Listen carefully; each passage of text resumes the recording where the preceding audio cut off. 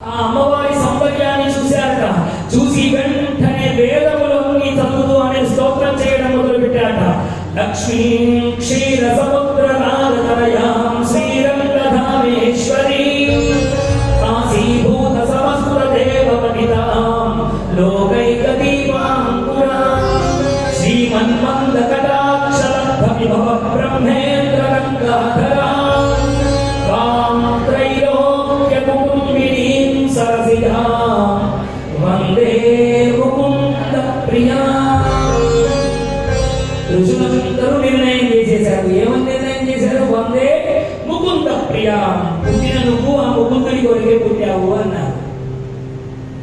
వాళ్ళ నిర్ణయం అయితే జరిగిపోయింది. లక్ష్మీదేవి తగదగా మాను చేత వేసిపోతూ ఉన్నది. ఒంటి నిండా వస్త్రములు అనే ఆభరణములన్నీ వేసుకున్నది. ఆమె సౌందర్యము అంతా ఎంత లేదు. అదంతా చూసినటువంటి ఋషులు అందరూ వేదమంత్రములన్నీ చదువుతూ ఉన్నారు. పుణ్యనది జలముల చేత అమ్మవారిని అందరూ అభిషేకిస్తూ ఉన్నారట. గంధర్వులు మధురముగా గానం చేస్తూ ఉన్నారట. అప్సరసందరూ లక్ష్మీదేవికి ఎదురుగా నిలబడి నృత్యం చేస్తూ ఉన్నారట.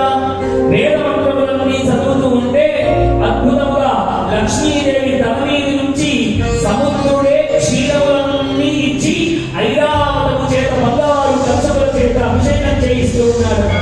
అలా ఆ అమ్మవారిని అలంకరించడం కొరగా అన్నట్టుగా వరుణుడు వైజయంతి మాలను లక్ష్మీదేవి మెడలో అలంకరించాడట. విశ్వకర్మ అమ్మవారికి అద్భుతమైనటువంటి ఆభరణములన్నీ చేయించాడట. సరస్వతీదేవి అద్భుతమైనటువంటి ఒక హారమును లక్ష్మీదేవికి ఇచ్చిందట. బ్రహ్మదేవుడు పద్మను కానుకగా ఇచ్చాడట.